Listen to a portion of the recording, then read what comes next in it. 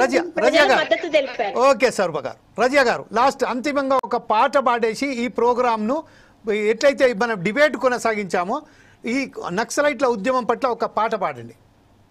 మీరు అన్నారు కదా ప్రజాస్వామ్యంలో వచ్చి ప్రజల కోసం పనిచేయచ్చు. అడవిలో ఉన్న ప్రజల కోసం పనిచేసిరు, బయటకు వచ్చిన ప్రజాస్వామ్యంలో పనిచేసిరు.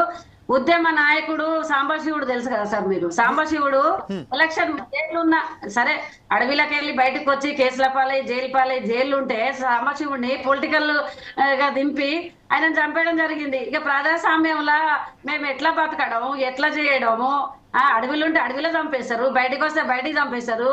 ఈ ప్రజలు కూడా ఇంత మద్దతు ఎందుకు ఇస్తలేరు? గతంలో చాలా ఇది ఉండేది, ప్రజలు చేసే సేవ ప్రజలు చేసినారు, మేము చేసే సేవ మేము చేసినాం.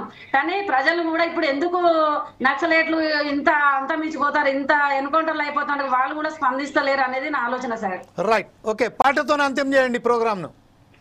ఒక్క విషయం సార్, ఒక్కటే విషయం ఏంది అంటే ఇప్పుడు ప్రజలు కోరుకునేది, మేమందరం కోరుకునేది ఇప్పుడు తక్షణమే ఆ బలగాలను వెనుకకి తీసుకోవాలి.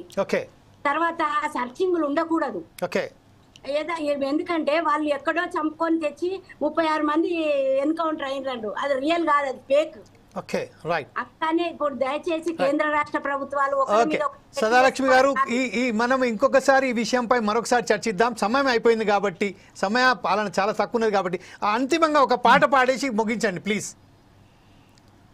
వీరుల సన్నిధి చూరుల పెన్నిది మాసిపోని ఆదిలో త్రుతుల గన్నది కలామ బిడ్డల గన్నది, త్రుతుల గన్నది కలామ బిడ్డల గన్నది, యుతయురులను గన్నది పోరాట దూతలను గన్నది, మాసిపోని ఆదిలో బిడ్డల గన్నది అడివమ్మ బిడ్డల గన్నది. వీరుల సన్నిధి చురుల పెన్నిది మాసిపోని ఆదిలో శృతుల గన్నది మయమ్మ బిడ్డల గన్నది.